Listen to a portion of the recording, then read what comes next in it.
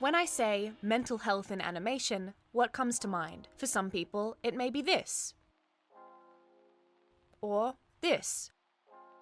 Sure, many characters in animation are shown to go through growth, change, and challenges linked to mental health and identity. These challenges may just be a backdrop to a grander story. Others may primarily be about discussing mental health and identity itself. But have you ever considered the actual design of the manifestation of mental health in this context? Separate from qualities a character may have, but rather what shapes and forms actually create a visual representation of mental health. What I'm talking about specifically is the design. What shapes and forms lend themselves to communicating a representation, visualization, or translation of something as complex as depression, gender dysphoria, or anxiety. I'm not discussing how a character that is going through a mental health crisis or identity crisis is designed, but rather how we may design one of these sentiments as a character itself.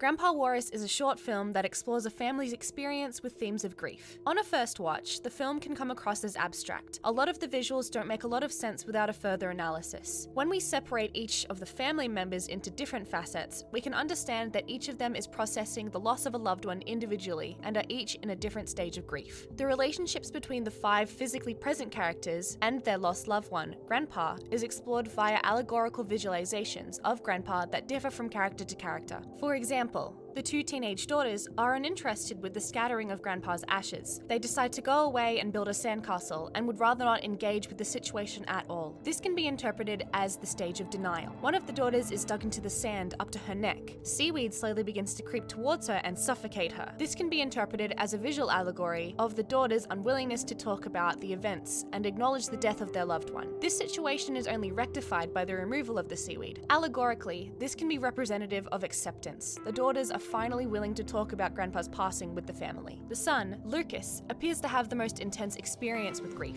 Lucas begins the film upbeat and is introduced to the audience by mimicking smoking a cigarette, mirroring the way that his grandfather passed away. This can be interpreted as a stage of denial from Lucas. His family go their separate ways on the beach, and Lucas is left alone, angry that he has been abandoned by the rest of his family. Lucas sees a vision of his dead grandfather hiding away in a secluded part of the beach. When he goes to investigate, he is met with a twisted walrus version of his grandfather that slowly begins to sink into the sand. Lucas desperately tries to save his grandpa from sinking into the abyss, but is ultimately unsuccessful. Accepting his grandfather's fate, Lucas lays down in the sand and lets his emotions flow. Allegorically, Lucas's story can be understood as an allusion to the 5 stages of grief: denial, anger, bargaining, depression, and acceptance. Grandpa Walrus narratively represents a collection of multiple different points of view of individual states of mind. Its relevance is that it showcases how one idea can be translated into different visual allegories. Lucas's point of view is that of a physical being, a person, whereas the teenage daughters are visited by a more subtle, metaphysical, allegorical force that is still representative of the same themes. Grandpa Walrus teaches us that when developing a visual design of an event and finding visuals to represent it, these shapes can take on any form in nature, abstract or human or so on, and still be representative of the same idea. In the Steven Universe episode, Mindful Education, a focus on mindfulness is presented. Specifically, the musical number of the episode, titled Here Comes a Thought, lyrically describing how it feels to fall into an anxious state and methods for overcoming uncomfortable emotions. Butterflies are used as a visual allegory, representing these emotions via the animation. Sometimes they are small, pretty, individual, and controlled, but other times they morph into large and overbearing entities. Presented without the backdrop of the song and context in the episode, the visuals still convey the same themes and story. The inherent design of the butterflies lays the groundwork for the story, and via the nature of the animation, are understood as a representation of anxiety or similar uncomfortable emotions and states of mind. Next, I want to discuss the Neon Genesis Evangelion finale episode, The Beast That Shouted I at the Heart of the World. The episode serves as the original series finale and is filled with abstract visuals and storytelling that are hard to understand without a deconstruction and discussion of the visual themes presented in the episode. A section of the episode is dedicated to exploring a non-space, a place that is only manifested by consciousness itself, and does not present a real physical form. This section also attempts to visualize a space in which nothing exists apart from the ideas of self, consciousness itself.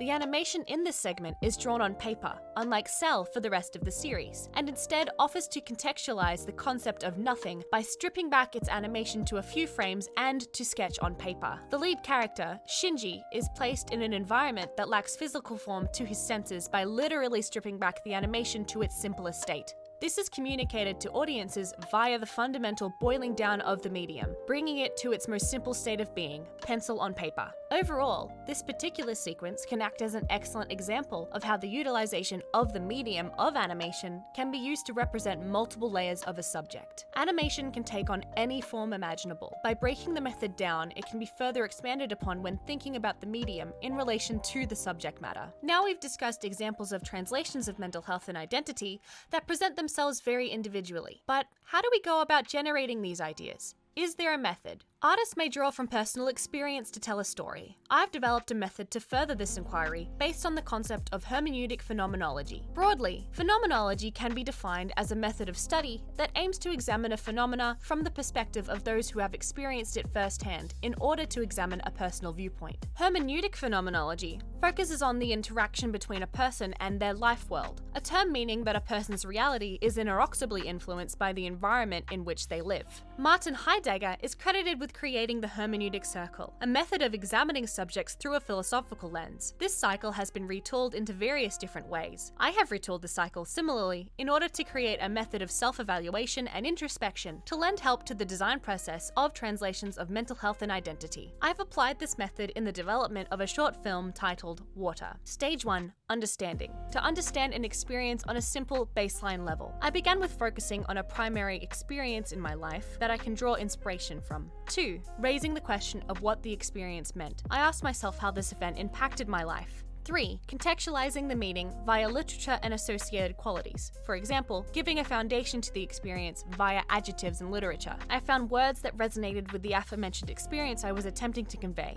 4. Engagement with the phenomena. Generating concepts or ideas around the visual shape and form informed by part 3. This was the drawing phase. I expanded on step 3 and developed visual qualities with pencil on paper. 5. Consider the understanding of the generated concepts as a whole. I consider the work as it is in its current form, what makes sense in the visual design and what doesn't. 6. Retrospection and re-evaluation, reinterpretation, and improved understanding. How can I recontextualize this idea and push it further? I cut the facets of the design that are irrelevant in retrospection and began the cycle again. I cycle through this loop repeatedly, looking to focus on underlying allegorical themes and visual design presented in the work. This method led me to draw on terms I personally resonated with as I developed a design concept that fulfilled the themes I was attempting to convey in my film on multiple levels. Animators should be considerate of how they are utilizing the medium. When designing the look and feel of a subject, they should consider the line work and style. Considering whether the form echoes more natural visuals or more abstract will allow audiences to further grasp the themes of the work. Is the subject animated with crisp, clean line work, perhaps representative of togetherness and tidiness, or a sketchy line style, perhaps representative of roughness and unease? Consider the shape language of a design. Is the visualization round or harsh-edged? Does it move smoothly or stilted? Does it echo shapes in nature?